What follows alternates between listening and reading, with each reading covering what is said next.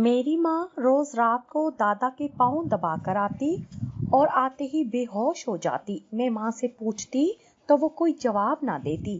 ایک دن دادا جی نے کہا اپنی ماں کو میرے کمرے میں بھیجو۔ میں نے امی کے کپڑے پہنے، چادر لی اور دادا جی کے کمرے میں چلی گئی۔ ابھی کمرے میں گئی تھی کہ دادا جی نے مجھے امی سمجھ کر ایسا کام کیا، میری روح فنا ہو گئی، کیونکہ میں چند ماہ سے یہ سب ہوتے دیکھ رہی تھی، لیکن آج تو جیسے میری برداشت ختم سی ہو چکی تھی۔ آخر میرا دادا کس قسم کا انسان تھا؟ نیک، مہربان دکھنے والا میرا دادا اس قدر شفاق کیسے ہو سکتا ہے؟ میری والدہ میرے دادا کے کمرے سے 3 گھنٹے بعد رات کے 1 بجے باہر آئی تھی۔ ان کی رنگت بالکل پھیکی پڑ چکی تھی، ان کی آنکھیں رو رو کے متورم ہو چکی تھی۔ میں لاؤنج میں ہی چکر کاٹ رہی تھی، امی کے باہر نکلنے کا ہی انتظار کر رہی تھی، لیکن امی کی حالت دیکھ کر میں پریشان سی ہو گئی تھی۔ ابھی میں ان کی طرف بڑھی ہی تھی کہ امی بے ہوش ہو کر گر گئی۔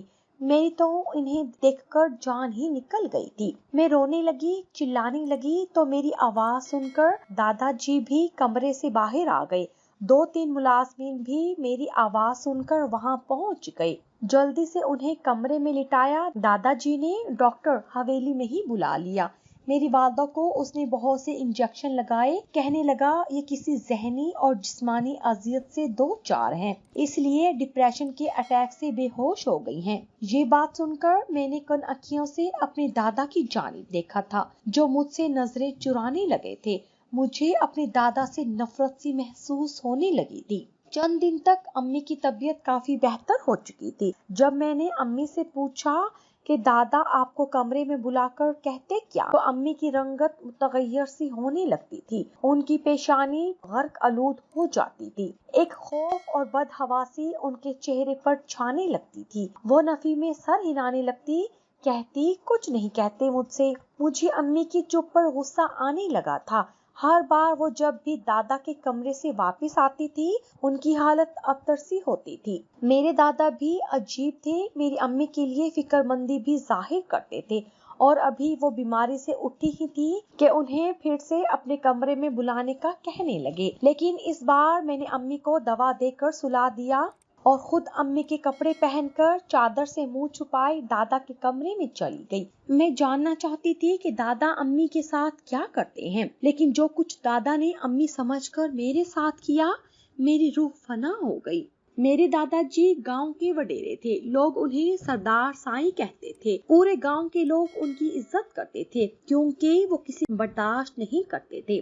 گاؤں کے لوگ ان کی انصاف پسندی اور نرم مزاجی سے بہت خوش تھے۔ میں بھی دادا کی بہت عزت کرتی تھی۔ میرے والد سردار سائیں کی واحد اولاد تھے اور میں اپنے والد کی ایک ہی بیٹی تھی۔ میرے دادا مجھ سے بہت محبت کرتے تھے، لیکن میرے والد کی ناگہانی حادثاتی موت پر تو ہم پر قیامت ٹوٹ پڑی تھی۔ ابھی والد کا غم ہی کم نہ ہوا کہ دادی بھی بیٹے کے غم کو سینے سے لگائے خالق کی حقیقی سے جا ملی تھی۔ دادی کے جانے کے بعد اب دادا تنہا رہ گئے۔ میری ماں کا بھی رو رو کے برا حال تھا۔ عدت کا پورا عرصہ میں کبھی امی کو سنبھالتی تو کبھی دادا کو۔ عدت پورے ہوتے ہی میری والدہ نے خود کو کام میں مصروف کر لیا تھا۔ میرے دادا مجھ سے اور بھی محبت کرنے لگے تھے۔ بابا کے بعد ساری ذمہ داریاں پھر سے دادا کے ناتواں کندھوں پر آ چکی تھی۔ جب بھی گاؤں سے واپس لوٹے، گھنٹوں میرے پاس بیٹھ کر میرے والد کی باتیں سناتے رہتے تھے اور آنسو بہاتے رہتے تھے۔ انہیں میرے بابا سے بہت محبت تھی اور اتنی ہی نفرت وہ میری ماں سے کرتے تھے۔ میں نے شروع سے ہی اپنے دادا کو اپنی والدہ سے بات کرتے نہیں دیکھا تھا۔ وجہ یہ تھی کہ میری ماں ان کی ذات برادری کی نہیں تھی، بابا کی پسند کی تھی، اور دادا اپنی بھتیجی لانا چاہتے تھے، لیکن والد کی ضد کے سامنے انہیں سر جھکانا پڑا۔ اس لیے دادا جی میری والدہ کو اچھا نہیں سمجھتے تھے۔ دادا میری والدہ سے بات نہیں کرتے تھے، انہیں دیکھتے بھی نہ تھے، نہ ہی ان سے کوئی گفتگو کرتے۔ شاید ان کا دل میری والدہ کی طرف سے اتنا عرصہ گزرنے کے بعد اور یہ حادثہ ہونے کے بعد اب بھی صاف نہیں تھا۔ جب بھی ان کی نظر میری والدہ پر پڑتی، وہ ماتھے پر تیوری چڑھانے لگتے۔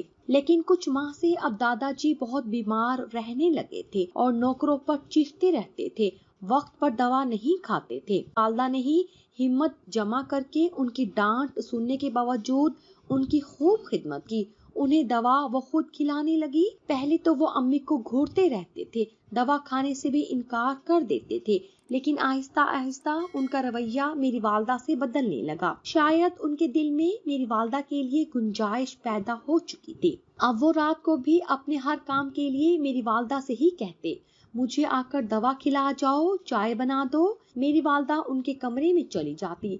پہل تو امی 15 منٹ میں ہی واپس آ جاتی تھی۔ میں تب تک اپنے کمرے میں لیٹ جاتی تھی، لیکن جب وہ کمرے سے باہر آتی تو کچھ متفکر سی ہوتی تھی، کسی گہری سوچ میں ڈوبی ہوئی، اور جب میں ان سے وجہ پوچھتی تو چونک سی جاتی، مجھے نم آنکھوں سے دیکھتی، نفی میں سر ہلاتے ہوئے کہتی کہ کچھ نہیں ہوا، تم سو جاؤ۔ مجھے یہ سن کر عجیب سا لگتا، آخر دادا ایسا کیا کہتے تھے جو وہ باہر آتے ہی پریشان سی گم سم سی ہو جاتی تھی۔ جب سے میرے والد کا انتقال ہوا تھا، میں نے اپنی والدہ کے چہرے پر مسکراہٹ تک نہیں دیکھی تھی، وہ ہر وقت اداس اور غم زدہ سی رہتی تھی۔ پہلے تو دادا امی سے صرف اپنی میڈیسن ہی مانگتے تھے، لیکن اب تو اپنا ہر کام میری ماں سے کروانے لگے تھے، حالانکہ ان کے خدمت گزاروں میں کمی نہیں تھی۔ بات اگر یہی تک رہتی تو مجھے بھی برا نہ لگتا، لیکن کچھ دنوں سے جو بات میں نے محسوس کی کچھ عجیب سی تھی۔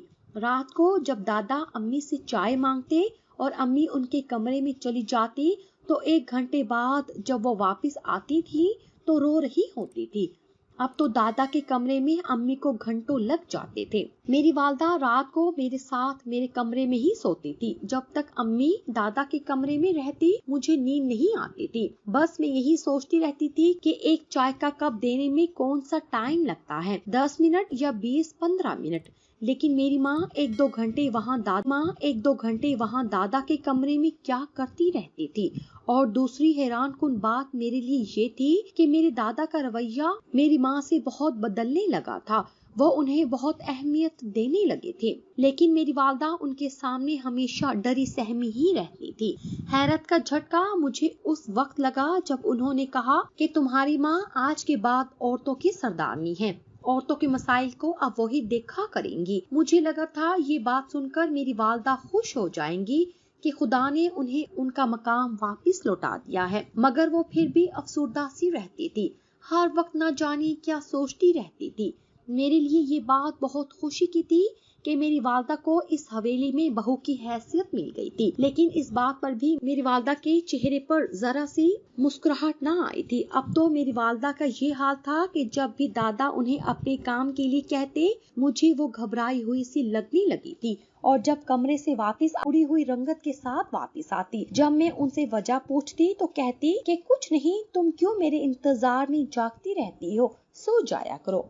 میں نے کہا کہ جب تک آپ میرے پاس نہیں آ جاتی مجھے نیند نہیں آتی، نہ جانے کیوں۔ میری اس بات پر وہ مجھے بڑے غور سے دیکھتی اور پھر پیار سے میرے سر پر ہاتھ پھیرنے لگتی۔ ایک بار میری آنکھ کسی کی سسکیوں کی آواز سن کر کھلی، میں نے دیکھا کہ میری والدہ جائے نماز بچھائے رو رہی ہیں۔ مجھے اب ان کے رونے پر حیرت سی ہونے لگی تھی، کیونکہ بظاہر تو سب کچھ ٹھیک ہو گیا تھا، اب تو دادا بھی انہیں عزت دیتے تھے، ہم اس گھر میں بہت خوش تھے، کسی چیز کی کوئی کمی نہ تھی۔ ابھی میں دادا کی دوہری شخصیت کی وجہ سے ہی پریشان تھی کہ ایک بار میرے دادا کی بہن کا بیٹا ہمارے گھر آ گیا، وہ بیرون ملک سے آیا تھا، میرے بابا کی موت کی خبر سنی تو تعزیت کے لیے آ گیا۔ میری والدہ بہت پیاری اور سمارٹ سی خاتون تھی، کوئی انہیں میرے ساتھ دیکھتا تو میری بڑی بہن ہی سمجھتا تھا۔ بابا کا کزن فاروق انکل 2 دن ہمارے گھر ہی رکے تھے، مجھے سر پر پیار دیا، کہنے لگے تمہارے والد میرے بہترین دوست تھے، میرے لیے تم میری بیٹی جیسی ہی ہو۔ بظاہر وہ مجھے اچھے ہی لگے تھے، لیکن کھانے کے دوران وہ امی کی طرف بار بار دیکھ رہے تھے، امی ان سے مسلسل نظریں چرا رہی تھی، مگر دادا اپنے بھانجے کی آمد پر بہت خوش دکھائی دے رہے تھے۔ ان 2 دنوں میں دادا نے امی کو اپنے کمرے میں بھی نہیں بلایا تھا۔ ایک بار میں نے ان انکل کو امی سے جو باتیں کرتے سنا، میرے ہوش اڑنے لگے تھے۔ میں صبح فجر کے لیے اٹھی تو امی کمرے میں نہیں تھی، وہ نماز کے بعد پرندوں کو دانہ ڈالنے صحن میں چلی جاتی تھی۔ میرے دادا نے بہت سارے بڑے پنجروں میں آسٹریلین طوطے پال رکھے تھے جن کا خیال امی ہی رکھتی تھی۔ میں نے فجر کی نماز پڑھی تو باہر آ گئی، لیکن ان پنجروں کے پاس امی کے ساتھ فاروق انکل بھی کھڑے تھے۔ کہنے لگے میں نے اب تک شادی نہیں کی کیونکہ تم سے محبت میں نے بھی سچی کی تھی، لیکن الیاس کی تمہارے لیے دیوانگی دیکھ کر اس کے ایک بار کہنے پر پیچھے ہٹ گیا۔ کبھی تم دونوں کے بیچ میں آنے کی کوشش نہیں کی تھی۔ تمہاری زندگی اچھی گزر جائے، میری وجہ سے کوئی مشکل پیش نہ آئے، اس لیے میں انگلینڈ چلا گیا۔ لیکن جب الیاس کی ناگہانی موت کا سنا تو سچ کہوں مجھ سے یہ غم برداشت نہیں ہوا۔ میرا کزن ہونے کے ساتھ ساتھ وہ میرا بہترین دوست بھی تھا۔ 4 ماہ میں نے بیماری میں کاٹے ہیں۔ مجھے الیاس کا صدمہ برداشت نہیں ہو رہا تھا۔ پھر تمہارا خیال بھی ستانے لگا اور اب بھی صرف تمہارے لیے واپس آیا ہوں۔ تم اگر اجازت دو تو میں ماموں سے تمہاری بات کرتا ہوں۔ انکل کی باتیں میرے لیے ایک نیا انکشاف تھی۔ یہ سلسلہ تھا جس کی خبر مجھے کبھی بھی نہیں ہو سکی۔ میں بابا کے اس کزن کو پہلی بار ہی یہاں دیکھ رہی تھی، بس بابا سے ان کا ذکر سن رکھا تھا۔ امی ان کی بات سن کر گھبرا کر برجستہ بولی، خدارا وہ تو پہلے ہی مجھ پر یہ شک کرتے رہے ہیں کہ میں شہر کی لڑکی ہوں، کبھی ان کے بیٹے کے ساتھ گاؤں میں بس ہی نہیں سکتی۔ لیکن میں نے چپ چاپ سے ساری زندگی الیاس کی محبت کے سہارے اس گاؤں میں گزار دی، کبھی پلٹ کر شہر کی دوبارہ شکل نہیں دیکھی۔ میری بچی اب جوان ہو گئی ہے، وقت بہت آگے نکل چکا ہے۔ فاروق، یونیورسٹی کا دور نہیں رہا کہ فیصلے بدلوں۔ آپ نے دوستی کی خاطر مجھ سے میری محبت کی قربانی مانگی تھی، میں نے بنا کسی سوال کے الیاس کو اپنا لیا۔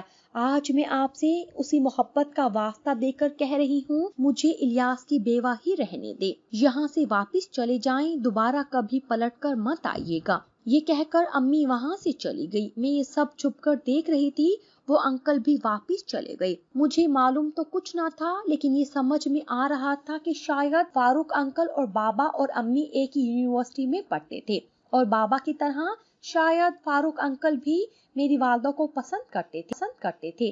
لیکن امی، وہ کسے پسند کرتی تھی؟ انہوں نے کیا قربانی دی تھی؟ یہ میرے لیے ایک پہیلی تھی۔ دادا میری والدہ کو بہت اہمیت دیتے تھے، پھر وہ کیوں روتی رہتی تھی؟ شاید میرے والد کی وجہ سے، کیونکہ میری والدہ کو میرے والد سے بے حد محبت تھی۔ لیکن پھر کچھ ایسا میں نے دیکھا کہ میرے پیروں تلے سے زمین نکل گئی۔ امی دادا کو چائے دینے گئی تھی، میرے بھی صبح سے سر میں درد ہو رہا تھا۔ میں نے سوچا کہ میں بھی دادا سے سر درد کی دوا لے لیتی ہوں، کیونکہ ان کے پاس ہر دوا موجود ہوتی تھی۔ لیکن جیسے ہی میں نے دادا کے کمرے کا دروازہ کھولا تو جو منظر میں نے سامنے دیکھا، میرے تو ہوش اڑ گئے تھے۔ میرے دادا تو میں الٹے قدم وہاں سے لوٹ آئی تھی۔ ان دونوں کی میری طرف پشت تھی، اس لیے وہ دیکھ نہیں پائے تھے، لیکن جو کچھ میری آنکھوں نے دیکھا میں بے یقین سی تھی۔ میرا تنفس بری طرح سے چل رہا تھا۔ ایسے کیسے ممکن تھا؟ نہ جانے کیوں میری آنکھوں سے آنسو بہنے لگے۔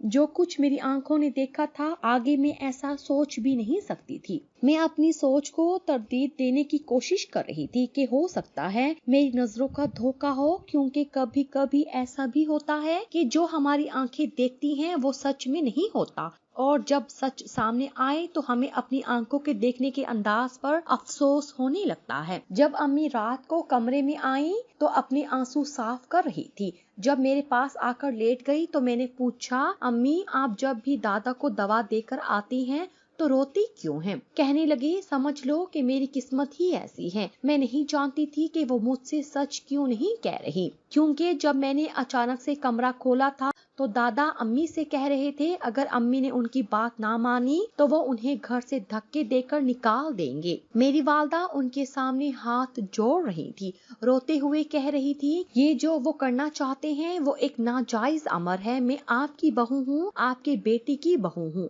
آپ کیسے میرے ساتھ یہ ظلم کر سکتے ہیں؟ آپ میرے باپ کی جگہ ہیں۔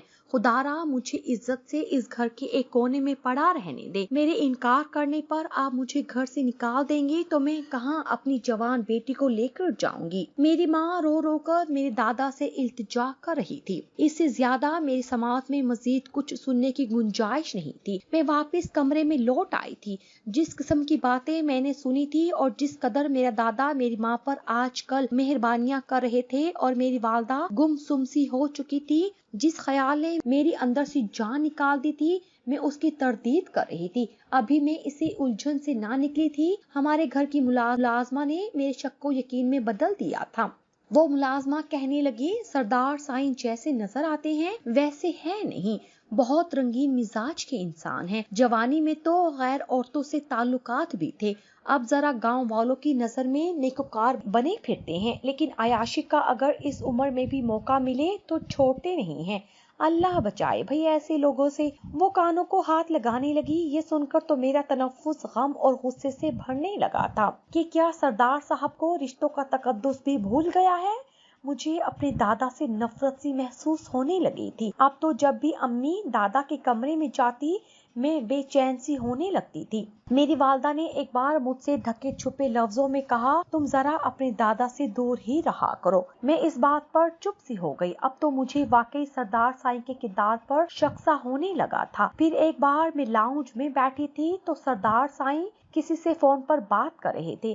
کسی کی شادی پر میں تب آؤں گا جب ناچ گانے کا انتظام ہوگا. تم تو جانتے ہو کہ میں اپنی عمر کو نہیں دیکھتا، میرا دل تو اب بھی جوان ہے. وہ ہنستے ہوئے اپنی ایک گھٹیا عادت کا اپنے دوست سے بڑی بے باکی سے ذکر کر رہے تھے. انہیں تو ایسی باتیں میرے سامنے کرتے ہوئے بھی شرم نہیں آ رہی تھی. میں ناگواری سے وہاں سے اٹھ کر چلی گئی. ایک دن سردار صاحب میرے پاس آئے اور کہنے لگے کہ میری خواہش ہے تم جلدی سے اپنی تعلیم مکمل کر لو. میں تمہاری شادی بہت اونچی جگہ پر کروں گا. تمہارے باپ کی طرح کسی غریب گھر کا انتخاب ہرگز نہیں کروں گا. اور دوسری بات یہ میری حویلی میں کمروں کی کمی نہیں ہے.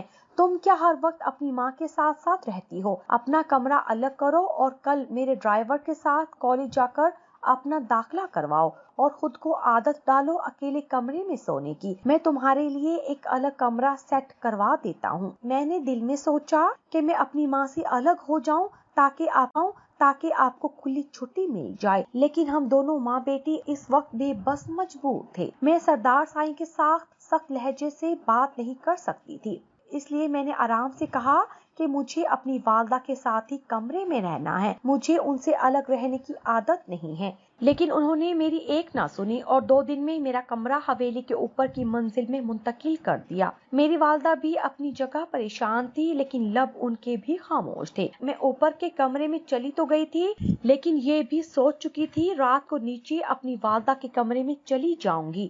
رات کو جب سب سو چکے تو میں نیچے اپنی والدہ کے کمرے کے پاس کھڑی ہو گئی، لیکن مجھے حیرت اس وقت ہوئی جب میری والدہ کا کمرہ لاک تھا. پہلے تو مجھے کچھ تسلی سی ہو گئی کہ چلو امی نے اچھا کیا کہ دروازہ لاک کر لیا، لیکن سچ تو کچھ اور ہی تھا. میں واپس اپنے کمرے میں چلی گئی. صبح مجھے کالج جانا تھا. میں تیار ہو کر جب نیچے اتری تو یہ دیکھ کر دنگ سی رہ گئی کہ میرے دادا میری والدہ کے کمرے سے باہر نکل کر اپنے کمرے میں چلے گئے. میرا دل تو دھک سے رہ گیا تھا.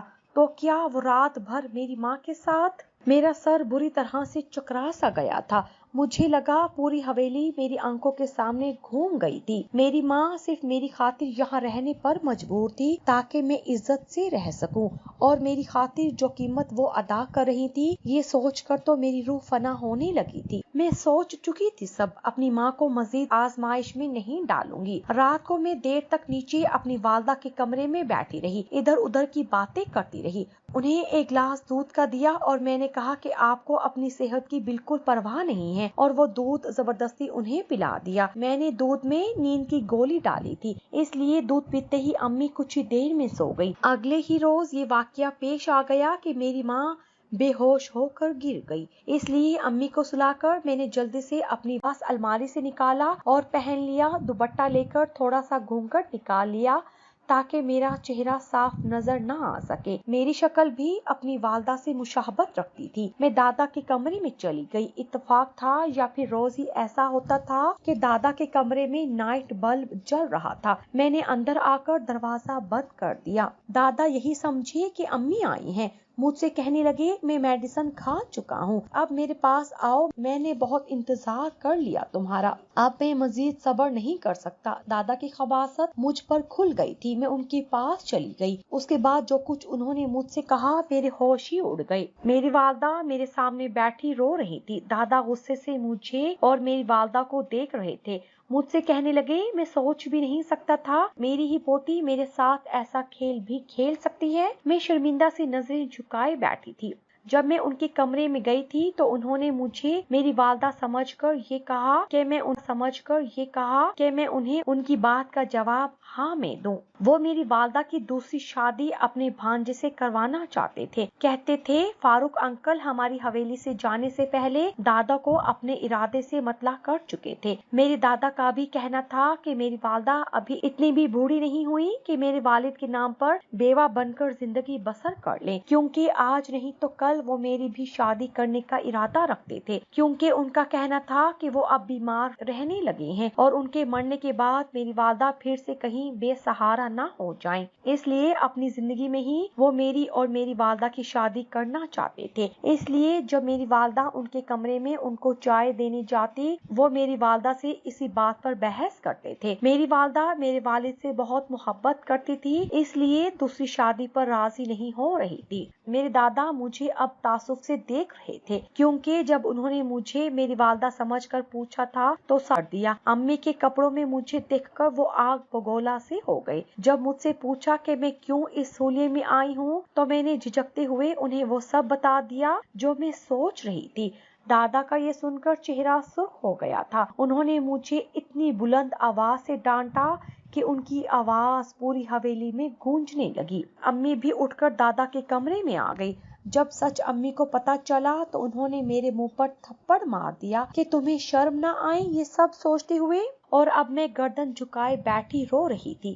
میرے دادا نے بالآخر میری والدہ کا نکاح اپنے بھانجے سے کروا ہی دیا۔ مجھے بھی وہ میری امی سے دور رہنے کا اس لیے عادی بنانا چاہتے تھے تاکہ جب وہ ان کی شادی کریں تو میں یہ بات دل پر نہ لوں۔ مجھے خود پر افسوس سا ہونے لگا تھا، میں کیا سوچ رہی تھی۔ میری ماں رخصت ہو کر فاروق انکل کے ساتھ ان کے گھر جا چکی تھی۔ میری والدہ فاروق انکل سے ہی محبت کرتی تھی، لیکن میرے والد نے جب میری والدہ کو دیکھا تو ان پر فریفتہ ہو گئے تھے، دیوانہ وار انہیں چاہنے لگے تھے۔ فاروق انکل سے کہنے لگے کہ اگر انہیں فاطمہ نہ ملی تو وہ مر جائیں گے، اس لیے فاروق انکل نے دوستی کی خاطر اپنی محبت کو بھی پسے پشت ڈال دیا اور میری والدہ سے بھی کہا کہ وہ بابا سے شادی کر لیں ورنہ وہ اپنی جان ہی نہ گنوا بیٹھیں۔ میری والدہ نے میرے بابا سے محبت شادی کے بعد کی تھی، لیکن میرے والد کی زندگی نے ان کے ساتھ بس اتنی ہی وفا نبھائی تھی۔ آج کل دادا میرا رشتہ دیکھ رہے تھے تاکہ میرے فرض کو بھی جلد نبھا سکیں۔ میرے دادا ایک اچھے انسان تھے اور میں ان کے بارے میں کیا سوچ رہی تھی۔ کبھی کبھی آنکھوں دیکھا سچ نہیں ہوتا۔